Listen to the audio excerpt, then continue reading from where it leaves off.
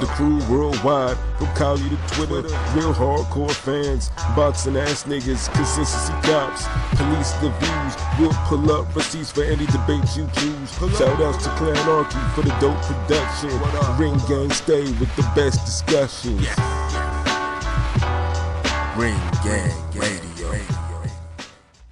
Whole bunch of other randoms up there, you know, that all need to fight each other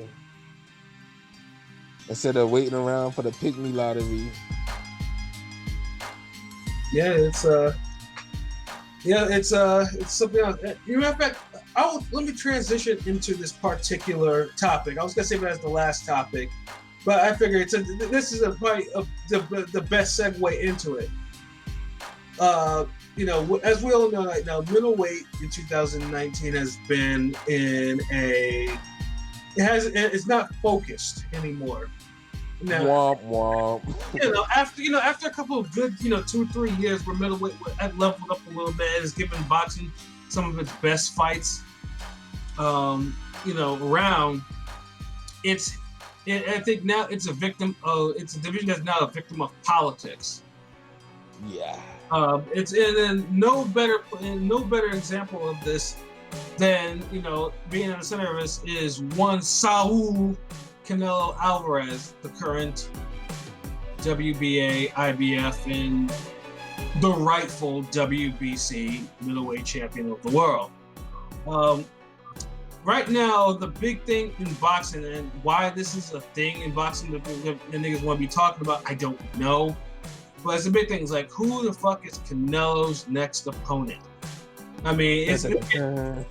I mean, it's not just spinning the division that he holds belts in. It's spinning three other divisions, three other divisions, from 154 to 175. So hold on, wait. So let's take it another step. Then basically, we saying, so if Canelo don't fight some of these people, we can say he's ducking them then. Yeah. Because I mean, remember this whole Andre Ward Golovkin shit,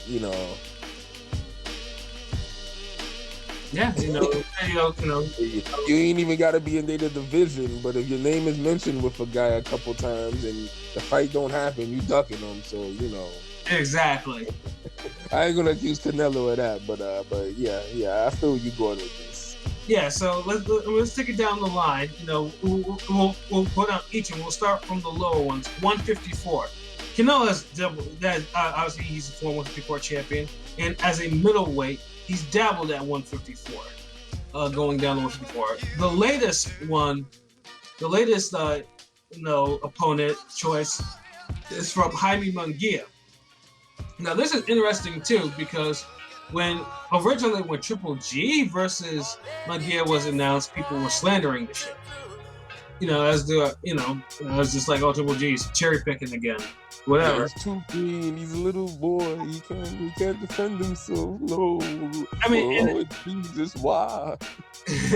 and it's not even like the first time. I mean, this was like Triple G and Munguia was going to happen before on HBO, but they're trying to make it happen on HBO until HBO either that or one of the bodies that Triple G had a belt with did not like the fight because thought that he was too inexperienced. And then Munguia, of course, goes to slaughter Saddam Ali for his WBO 154 belt, which he still holds. And it's like, shit, this motherfucker looked like he was a light heavyweight. We should have let him against Triple G. And then subsequent performances with Munguia have ranged from hot to cold. No, to cold to like Arctic tundra. Like, nah, nigga, that belt don't even belong to you no more. Right, like his first year, he's fought like 5 times in like 2018. The first sign that people had for scratching their chins or their heads was the Liam Smith fight. And that one was more competitive than it should have. It should have been, at least in my eyes. And but at the time we was thinking like, okay, this is a good gut check to see how he is with somebody who's kind of his size, who, decent power, decent experience. And he passed the test. but we kind of lowered our expectations a little bit. But we kind of tapered him because we was like, okay, we know he's learning on the job, so we gave him a slight pass for the Smith fight. But then from there, it's like, yeah, and after that, I mean, he fought a couple, some lower jobbers, and then this year, the first one in January, anyway. Now, me in my mind, it's like, oh, that's Japanese Takashi anyway, and I'm thinking to myself, I mean, Japanese fighters, they're notoriously tough, unknown ones that we don't know about. Sometimes they just come out the frame and just be like, and just give niggas all type of trouble. And then in this fight, anyway, gave McGill all types of trouble. Like, I mean, it was one of the damnedest. It was one of the damnedest brawls I've seen in a while. Like, I mean, like there was several fades that were absorbed by both men in that fight. It was so crazy. And even then, after myself, I'm just like, huh. I mean, I didn't think anything of it. I'm thinking to myself, well, you got your unknown Japanese fighters. Sometimes they do that sometimes. Well, we just hope that McGill learns from that fight. So then, I feel you still pulled it off, but yeah, it really had you scratching your head, like, maybe the Smith fight, wasn't, maybe they kind of, what's the word I'm looking for? It kind of made us wonder a little about the Smith fight. It was an anomaly. Yeah.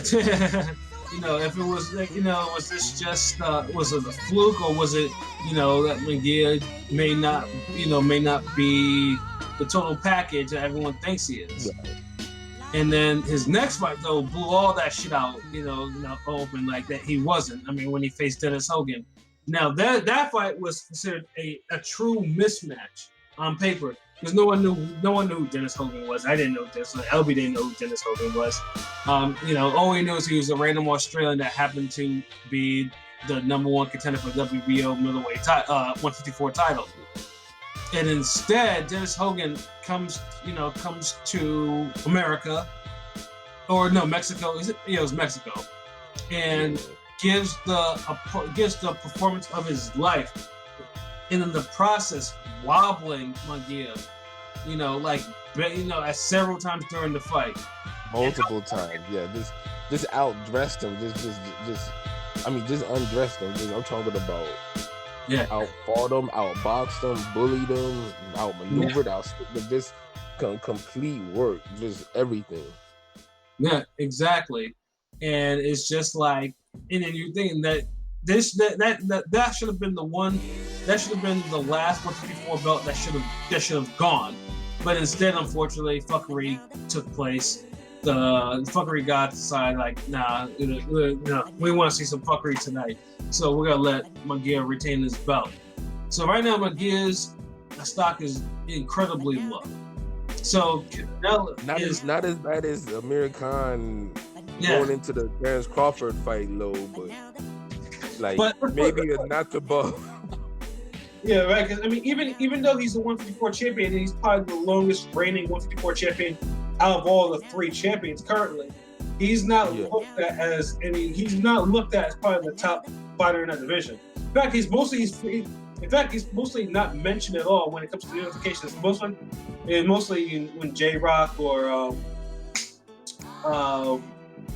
Harrison, Carlo, all of them. I mean, there's so many different people. Like, you could go. You got Laura, fucking Castano, Soro.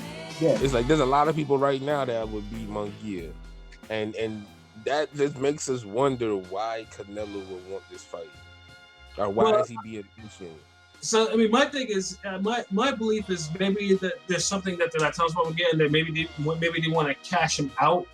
And also comes at the heels of Canelo saying that he would never fight another Mexican. So I'm just like, all of a sudden, it's like, why they change your heart on McGill of all people? Like, and then like, and what I want though is the same energy. Like I'm not saying, because McGill blocks punches with his face, and experience, and he's just not there yet, Yeah, and putting Canelo in, now Canelo has his issues with his own thing like that. But one thing you don't want to give Canelo a chance to do is tee off on you. We've seen that before TFE for 12 rounds consistently. He didn't. He You don't need to see Angulo 2.0 that or Chavez Jr. or Shea Mosley. You know, Yeah. those were fights where basically, you know, Canelo handed out work from beginning to end, and it wasn't pretty when he did it. So it's just like you don't want You can ruin this kid if they let him do that. So right. I mean, you think that Oscar would want to protect his asset, or Zanfer Promotions, which is a highly underrated promotion, by the way, because the way that a lot of their fights nowhere to become champion. What you want to do is just try to change the trainers. You don't want to put them in there with someone like Canelo. Canelo maybe declining, but Canelo has more than enough accuracy to beat this man from head to toe. Of course. Yeah. So that fight should not happen. And now from there we go to 168. 168, of course, is the home of one Callum Smith, the reigning WBA super middleweight champion of the world. And this fight I don't have a problem with because, like I said, also they teased that whole 168 shit. They did with Chavez Jr. No one really believed. No one really believed or cared about the result because Chavez Jr. wasn't anything. And people cared even less about Rocky Fielding because he held the secondary belt of the WBA and already had a one-round KO loss to Callum Smith. So basically, Callum Smith is actually. I have no problem if Canelo wanted to face Callum Smith for the legit WBA belt. That's the fight I want to see the most. Yeah, because at least with that fight, Callum Smith has the best style, everything. Has the style and the physical advantage. Like Callum Smith has like an 8-inch, 7-8-inch height advantage. Has a reach advantage. Has a can use lateral movement, can punch, and enters the ring as a cruiserweight. And has a good work rate. Like this, everything that could bother Canelo. Anything that could bother. You have it in Callum Smith. Right. Granted, Rocky Fielding had some of those advantages physically, but he just didn't have enough. What do you want to call it? Nah, you can't have just 2 out of 20 attributes and be like, well, maybe. Like, nah, right? Shit, I would say a guy like Eubanks would have a better shot at Canelo than Rocky Fielding ever would. Facts, pure facts. And at least we know Eubanks is, Eubank is gonna fight the whole fucking fight and go hard. Yep, or die trying. Yeah, exactly. I'd rather see that than somebody waking up in the 5th round or somebody gonna not try at all. Really, all that bullshit. That's what make the Callum Smith fight so appealing because it can be easily made. Matchroom, the zone. Come on, Golden Boy. Yep, and Callum Smith is also seen as probably the top super middleweight. Now, granted, super middleweight they haven't done much to separate themselves from each other champions, but they do. But Callum Smith does have at least a good reputation. So it's like, if you want to make that fight, great. Like I said, that's a fight. It's a competitive fight. It can be sold as well because you got the beefy angle too. Exactly, because Canelo knocked out his brother. And come on, didn't y'all not have the Trout Canelo fight based off the damn brother shit? Yeah, exactly. So it's like, come on, y'all got a big fight with a storyline built in and everything. It's like y'all avoiding that because that's a real great matchup. That's the most difficult fight. I think that's more difficult than a Golovkin fight because he's not familiar with Callum Smith. No, not at all. And I feel like the Golovkin fight already kind of tired. I'll watch it again if it happens. Hell yeah, shit, But I definitely, so far to me, Callum Smith is my favorite for the potential pick me Canelo Alvarez, sweepstakes. Right. And then we go up to 175. Canelo facing none other than the current WBO light heavyweight champion of the world and resident asshole, Sergey Kovalev. You know, now this fight itself, I also don't really want to see this fight. Mostly for a couple of reasons. One, I want to see Kovalev actually try to do something light heavyweight. As I mentioned before in other podcasts, I've probably even written about it too. 175 is a division you cannot fuck around in. 175 is the closest thing to a murderer's row in boxing today. It's the closest because every one of these motherfuckers punch through the, have had brutal knockouts. Yeah, all of them could box, could punch, athletic, or could do both. Yeah, I could do both. Yeah, exactly. So it's like and when you say a division that's top heavy, like if you list it like top 5 or 6 fighters, light heavyweight is one of those where any given night somebody could win. Yeah, and it's not even just even the top heavy. Like even the contenders, some of these motherfuckers can punch. You know, that's the thing. Exactly, because you still got dangerous cats like Joe Smith lurking around. You got experienced KG veterans like Chalemba who could outbox you on a drop of a dime, take you to distance. So, there's a lot going on. So, yeah, I mean, jumping up and picking Kovalev, it's an admiral call out or choice, but I feel like it's calculated, like, because first of all, it's like if you really want to make a statement, and Kovalev's a statement, don't get me wrong, but there's so many other hungry, undefeated, titleists and just monsters at light heavyweight that, you could get a more dangerous fight, a bigger statement fight. Right. And especially Kovalev that we already kind of know who he is now. Now, like Nicholas said, I mean, I still think Kovalev, Canelo will feel some power. Should a fight with Kovalev actually come to fruition, Canelo will feel some absolute power. Because Kovalev, for one thing, has a consistent jab. Has one of the best jabs in boxing. Has a hard jab. Has KO'd people with a jab. His jab and he has power in both hands. He's also killed a man in the ring. And if he doesn't kill you, he brutally. I get all that, but he's older. Yeah, he's older, and also too doesn't really like it to the body all that much, which is part of the whole reason why I think Oscar and Canelo are like, Kovalev is starting to slip a little bit. So let's see. Don't get me wrong, Kovalev killed it in his last fight against Alvarez and got the belt. So I don't want to, I'm not trying to make it seem like Kovalev ain't a threat, because Kovalev's a fucking threat. I just feel, in my personal opinion, it's a calculated threat because exactly. Canelo's used to the style of Kovalev. Just fighting Golovkin twice. To me, I feel like Golovkin is twice the fighter Kovalev is, and that's no knock on Kovalev. I don't even know if Kovalev is a Hall of Famer yet. To me, I think he's like maybe one big victory away from that. Like, I think if he unify one more, like, if he unify again, or he beat one of these light heavyweight champs, like this crop. Yeah, like he took a zero of one. Like the other 3 champions all have their zeros. He need to take one more. Preferably like the Vosnek, who is the lineal champion, who is the man who is taking that or a better be one, like it will go a long way. Exactly. I said he beat Lucas Brown, not Lucas Brown, Marcus Brown. That'd be a good win too.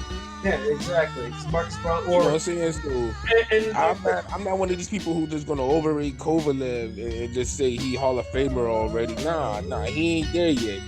He's very close though.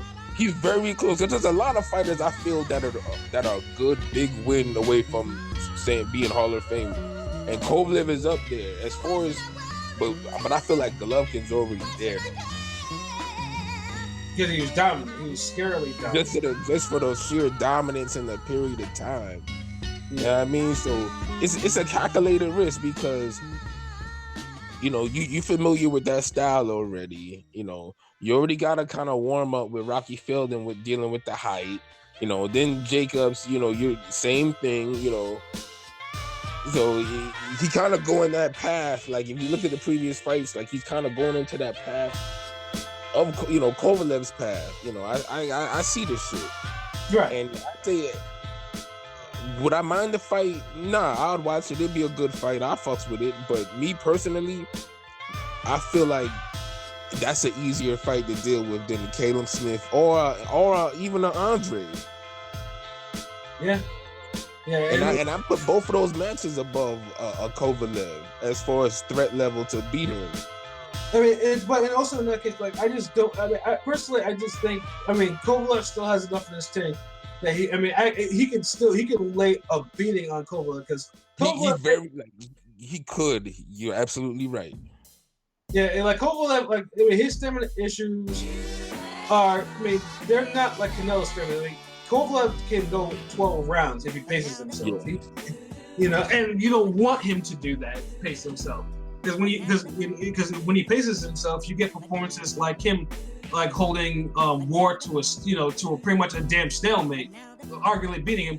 Or you have he beat Ward that first fight. Fuck that, and he beat the shit out of Hopkins in that 12th round. Yeah, exactly. I mean Hopkins, and then also too, and even with Chilemba, even although gave him a good run, like Chilemba almost was ready to go because he got beaten up so badly.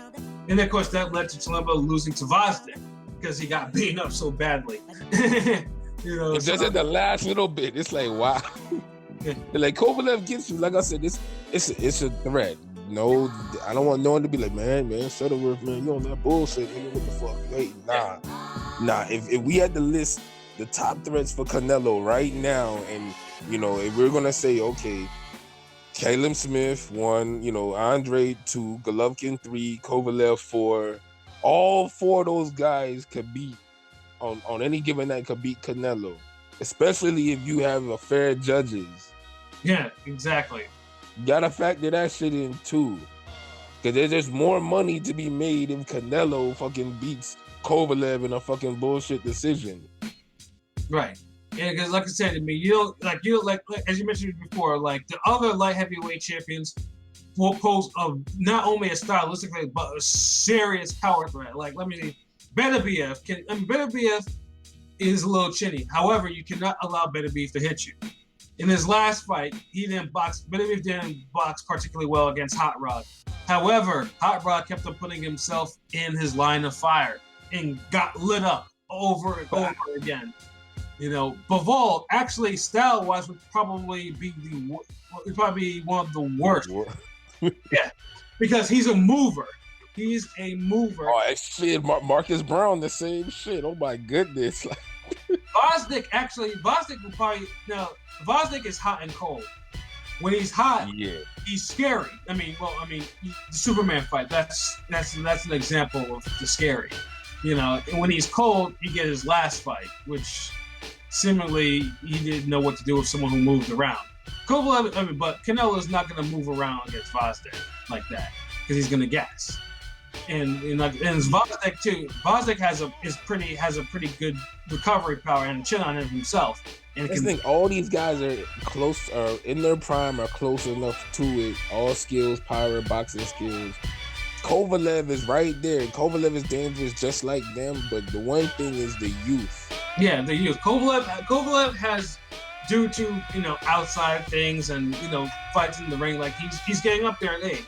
So yeah, like I said, calculated rest. Beating Kovalev, it's not. You're a WBO light heavyweight champion or whatever. So that's why the threat reduces a little bit. Because of that, when you compare him to the rest of the light heavyweight champs, are gunners in that division. So it's like how when people said Roy Jones was cherry picking the heavyweight championship, like he went after Ruiz instead of going after Lennox Lewis or Chris Bird. Or who was that? What, Corey Sanders was the other champ? Yeah, Corey Sanders, or even Mike Tyson. Yeah, exactly. So remember how people was like, "Oh damn, man," he's fighting heavyweight, but look at this Ruiz. Like, come on, man. Shit. Mm-hmm. Dude. But then you had that one nigga be like, well, I mean, he did drop Holyfield. You know, yeah, he kicked Holyfield ass. Like, you got that one barbershop nigga. So I feel you, but you know, it's a threat, but it's a calculated threat. And the reason why I say that because I still feel that guys like Callum Smith, Andre, and Golovkin are tougher fights for Canelo than Kovalev is. Yeah. Or they're a bigger threat to win. Yeah, Kovalev is just that youth. Yeah, the Alvarez fight was on point. You know what I'm saying? Let me see Kovalev do that one more time. Yeah. Somebody on Alvarez caliber. Because remember, the thing is that you can't give Kovalev a complete pass because he was supposed to do that the first fucking time. Yeah. So, you know, we got to remember, you know, he lost to Alvarez. So, you know, maybe he's used to beating an Alvarez, so maybe the Canelo fight will look better for him. I don't know, but after the whole, I'm hearing about the low offer bullshit that they offered him less than what was offered to Danny Jacobs. Yeah, I don't think that fight will come off because Kovalev. I mean, that's the one thing with Kovalev. Kovalev's looking. I mean, obviously with his stature in the sport and what he is, he's rightfully looking for a payday, a legit payday. So all the fucking money these niggas got, man. Yo, Kovalev deserves $5 million at least. Right, yeah. Danny Jacobs getting $2 million. Come on. Who the better fighter? Who the bigger fighter? Yeah, you know. Who's more dangerous? It's like it's night and day. Kovalev, like that's it. Yeah, I see the promotion of that having hype to it and everything. You know, not like this stale ass Danny Jacobs fight that we had with Canelo. Like right. Canelo needs to damn fight somebody that we give a damn. You know what I mean? Like that's gonna have us hype. If you trying to be the face of boxing and carry this shit, then you gotta make, you know, you can't lowball niggas like Kovalev. You can't do all this ring around the rosy bullshit with Golovkin and the negotiations, and you can't string along Andre. Pick one of these motherfuckers. Yeah. Because to me, or Caleb Smith, to me, those are 4 names right there. You gotta fight one of those 4 dudes. Like there's no other fight out there I really care about for Canelo. I mean, do you? No, not really. And I got one more thing to address. This whole Spence and Canelo, the shit niggas is talking about, I'm good. Yes, I almost forgot about that one. Yeah, see, 140. Yeah, we nigga, the fucking chopper loaded, nigga. Like, bruh, we going in. Yeah, speak on it. The Spence fight, look. Before the Mikey Garcia fight, I was one of these niggas, and yes, I did pick Mikey Garcia to beat Spence. And I explained it in all them other podcasts. You can go the backlog, that shit, YouTube, whatever, Ring Gang, Podomatic, iTunes, whatever. Y'all niggas know the deal. But after the fight happened, and Garcia and Spence switched gears, which was cool, you know, strategy, but he fought a fight where instead of being the aggressor, even though he had all the advantages in physicality, power, speed, quick hands, all that shit, he had every advantage, he chose not to. He made the fight a little easier by boxing safer, you know, letting Garcia come to him and just nailing him as he come in and just keep him at a distance with his jab and his cross, and just basically beat him up that way. Which was cool because he still let his hands go a lot, and you know, he did put hands on Garcia, but my takeaway points was, you know, this is a lightweight. You know, you didn't drop a lightweight, you didn't hurt him seriously where you know, he's wobbling around, and you went the distance. So all that, you know, you the biggest, baddest boogeyman, all that shit at welterweight, nah, I ain't feeling all that no more. So, and at the same time, we all expected you to just steamroll Garcia. All the niggas who was picking you to win did that. So when then you do this outboxing shit, it makes me wonder, like, did you do that because you knew if you was to fight your regular game plan that you would get lit up by counter punches? Because Garcia's straight right hand would be, his right hand will be right there down the middle for you because you don't really move your head like that. And you bear in on guys, and yeah, you work the body, and Garcia worked the body too, and he got the left hook for your ass too to keep you in line with the right hand. So made me wonder, like, okay, if you play it safe against a smaller guy where you have all the advantages over, and we all expect you to steamroll the guy like that, what makes you think that I'm gonna believe that you're gonna fucking do that to Canelo? Because I don't think you're gonna I don't think you could employ the same game plan from Garcia fight with Canelo, because one, you know, Canelo knows how to fight coming forward a little better than Garcia, and two, because I don't think you'll get a decision that way, because you'll be playing this Laura game where you're trying to move and back up and draw Canelo in to tag him, and you know, nah. No one's gonna want to see you do that shit against a bigger guy. After we done see you did a little guy like that, so nah. Yeah, you feel me though, right? Yeah, like I'm definitely not a fan. Like I just think these type of fights are happening way too often. Like, and they're not happening at times that where it should really happen. Like, I can say if you're cleaning the division, clean out the division. Like, oh, you know, I want to try my luck. I mean, it's happened before. I mean, I'm not saying like boxing is people. I mean, 154 was never a division. You know, welterweights and then it was middleweight. Those are the two old divisions of the original 8. You know, people used to do it all the time. So I'm not, but I just think it's just. But I think these days these fights are happening for all the wrong reasons. Like, you know, and I think that what really soured me off this, like, was obviously the Triple G versus Kell Brook. And I mentioned before too, Kell Brook I always thought should have earned a bigger fight against someone. I mean, I always say that he should have fought Floyd after Pacquiao. Like, you know, try to get he earned it. Like, you know, he had everything. I still wanted to see the Jesse Vargas fight that he had lined up. Like there was still fights, and then Triple G, unfortunately, when they made this fight, I mean, Triple G is Triple G. I mean, you're not gonna let, you got Triple G is one of the most dangerous punchers in the world, and it showed in that fight. You know, Triple G cracked his shit, and you know, Kell Brook was softened up for Spence, and so it's just like you see something like that. It's just like these fights shouldn't be happening like this, and then you see and Spence versus Garcia. I wasn't fucking with that fight at all. I was not fucking with it. I did not want to see it. Give a fuck. And I told niggas this from the jump. I said I didn't want to see this bullshit. I was like, these niggas have fights in their own divisions that they should be. But see, but in the back of your head, you knew you was like, damn, we should see a good fight though. Like entertainment wise, like you was expecting a knockout. Somebody you thought was gonna get really fucked up, right? Yeah, exactly. That's exactly what I was like. So now when that doesn't happen, it's like it's a double L, because not only you didn't want to see it, but you didn't want to see it and it ends up good.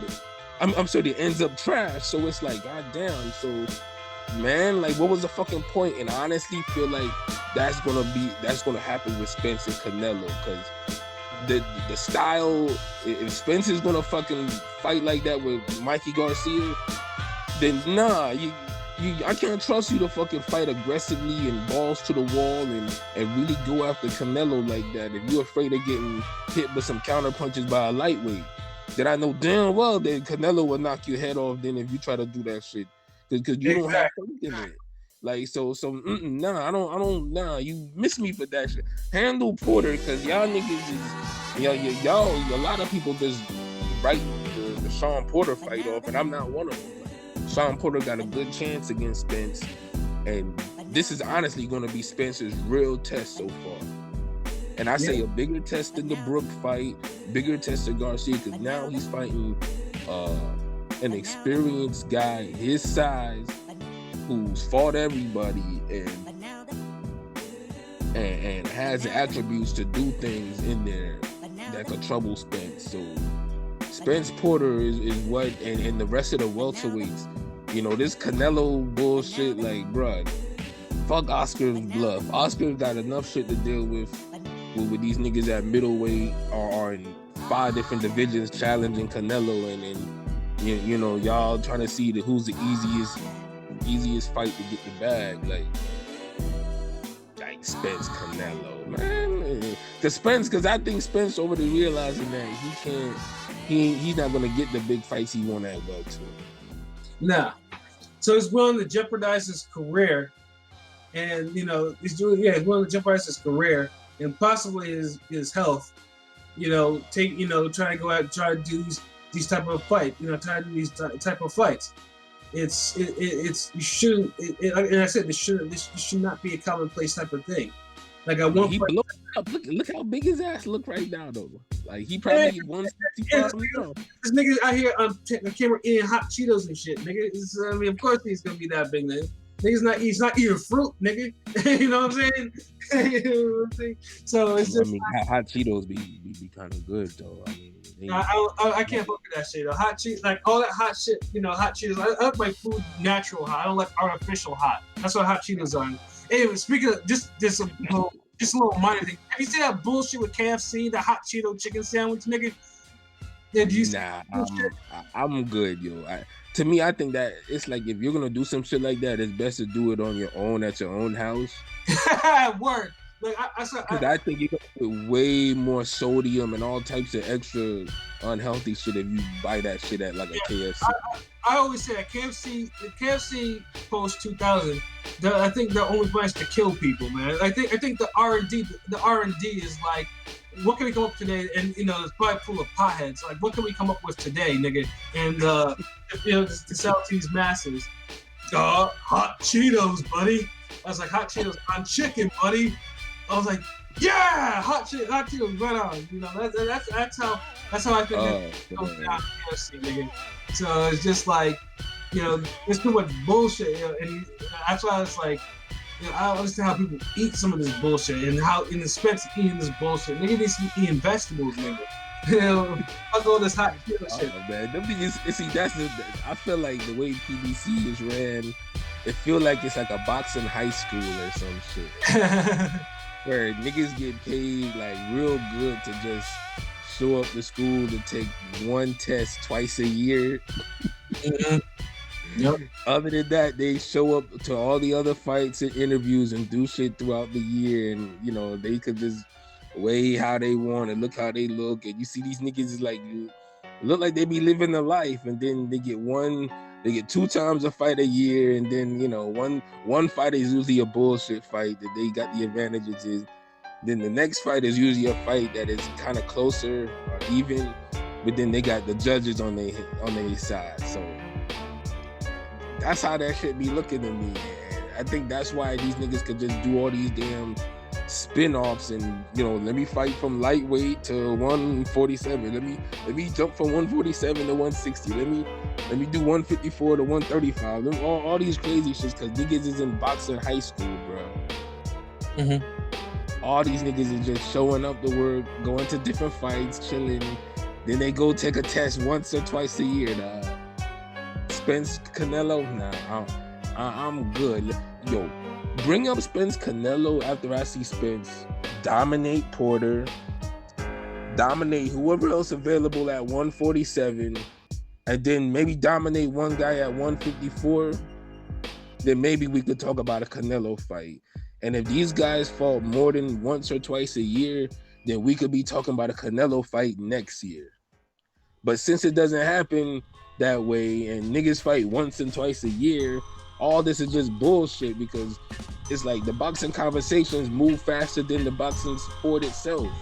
Mm-hmm. We listing 4 opponents for motherfuckers to fight each other, and we know that only one is going to happen or might not even happen, and then the other possibilities might not ever happen or might happen 2 years later. So it's just so up in the air with everything. Like, the fuck is niggas mentioning the damn Spence talking about fucking a Canelo fight, man? Leave that bullshit alone.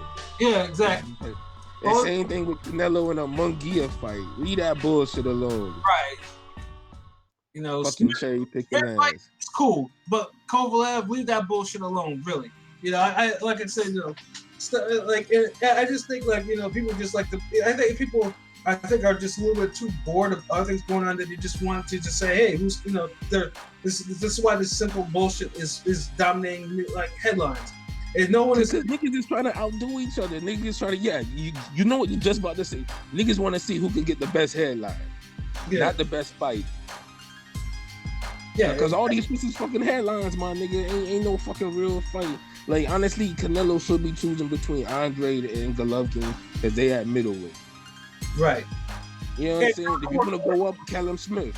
Or even Charlo, even like let's say because Charlo was the interim champion. Charlo was and you know what? That's true. I'm glad you brought that up because honestly, you can. I feel like Charlo, Andre, and Canelo. They've all been ducking each other for 2 fucking divisions. Right. These niggas need to fucking fight each other by now. Like I need to see one of these 3 get in the ring and fight each other. Like y'all been at 154, none of these fights happen. Now y'all at 160, it don't seem like these fights happen. It's like you can't have a fucking era where the top guy is missing so many fucking names, man.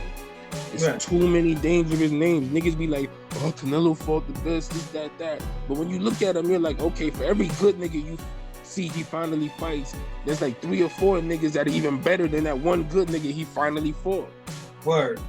So what the fuck, like, you can't tell me he's fighting the best when he has a stretch of opponents that are Amir Khan, Liam Beefy Smith, and fucking Julio Cesar Chavez Jr. Right. That's 3 times in a row he could have fought a Charlo or an Andre or somebody, fucking both Charlos by now. Yeah. So it's like, I'm enough of this shit. Y'all get off this nigga dick, man. Like, what the fuck? Like y'all. It's like the standard y'all hold for some of these boxers nowadays is just piss poor. Yeah, I completely agree. I can't. Terrible. Nothing you just said was like, was lies, bro. It was pure unadulterated truth. Yeah, like look at this shit. We talking about a bunch of fucking.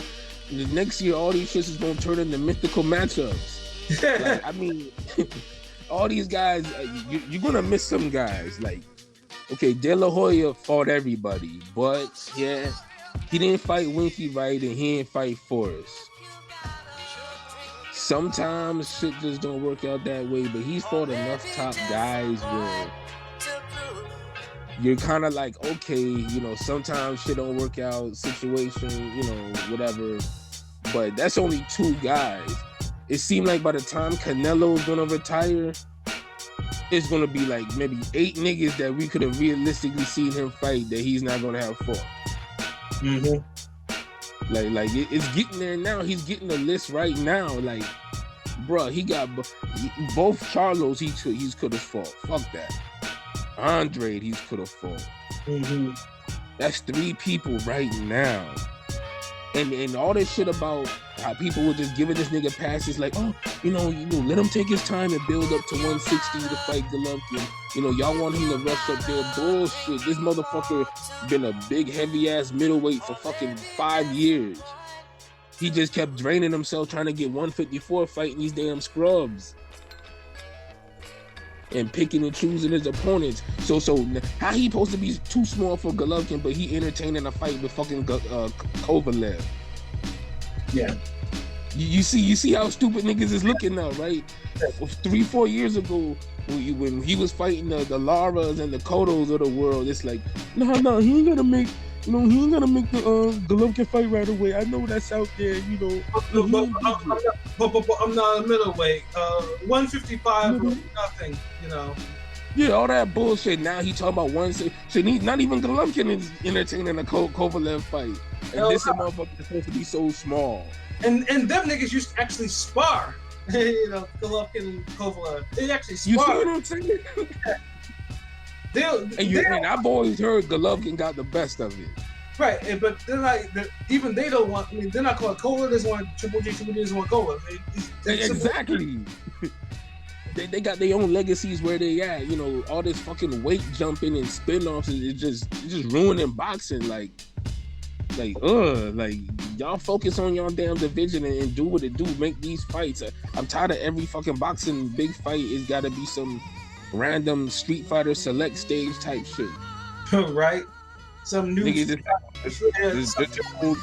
hold A and B real quick, and they'll just randomly pick 2 fights. Like, right, you know, some new save out motherfucker. Nigga say toasty and a new fighter pops up on the screen, nigga. You know what I'm saying? Yeah, that's what I'm saying. It's like it's just too fucking random. Like come on, man. Like it's ridiculous. Like, right. And then I wouldn't even mind Castano fighting damn Canelo. Like if he want to cherry pick, like if he wants somebody from 154 or something. If Heard would have said, you know what, fuck a rematch, J-Rock, you get that. I want this Canelo bag. I wouldn't even mind that. You know, if you're looking at 154, but Munguia, nah. Spence, hell no. You know, Kovalev, Caleb Smith, yes. Andre, yes. Golovkin with some normal judges, yes. Shit, well, now I ain't even gonna say for the Golovkin fight, for everybody, man. Who wants to see Canelo go up the Kovalev division and fucking win only 5 rounds, and then he got his hand raised getting the belt? Right. You know what I'm saying? So make these middleweight fights. Don't fuck up somebody else's division. Right, exactly. Keep that shit at 160. Beat one of them before you even go up to 168, because Caleb Smith got opponents. Shit, 168 got some matchups they can have. Like everybody keep just like fucking Zerto going up the damn 175. And then the other niggas follow him, and it's like it's like nobody want to handle the work that's on their block. They keep moving blocks. Yeah, and I know the zone right now, like the boss John Skipper's probably just had it up to here with that bullshit too. You know what I'm saying? Like what's he talking about with the that Kovalev and Golovkin, the only 2 people he willing to approve? That's what I heard. Well, the thing, I mean, obviously, because Kovalev has a name. He's probably, out of all the others, like him are the names. That's part of the reason why. Kovalev is a name, and he's a significant fighter currently, still at light heavyweight. He's a champ. Yeah, like I said, I don't mind that fight. I'd rather see a Kovalev or a Golovkin fight than see a fucking Munguia fight. Or some other bullshit. Now, like I said, Andre and Callum Smith, yeah, that to me those are my, you know, those are 2 other good options. But after that, shit, John Skipper got the right idea, because if these networks don't start enforcing their hand on some, like, look, yo, you ain't gonna fight this fucking create a character motherfucker on my platform for damn $80 million. Right? You know what I'm saying? And one of these other niggas. And not be entertaining, because Canelo has consecutive duds. His fights, you know. Yeah, like this, like for a young guy in his prime of his life with all this money and these big fights, this nigga churn out some duds, man. Yeah, since he's back to the zone, so it's just like so that's part of the reason why this situation has gone exacerbated, because of all this shit. So yeah, man. Like I said, to be determined to continue and all that, to be continued. The saga of Canelo versus opponent. So so the mixed results. We don't know what's gonna happen. Like, tune in next time. Right.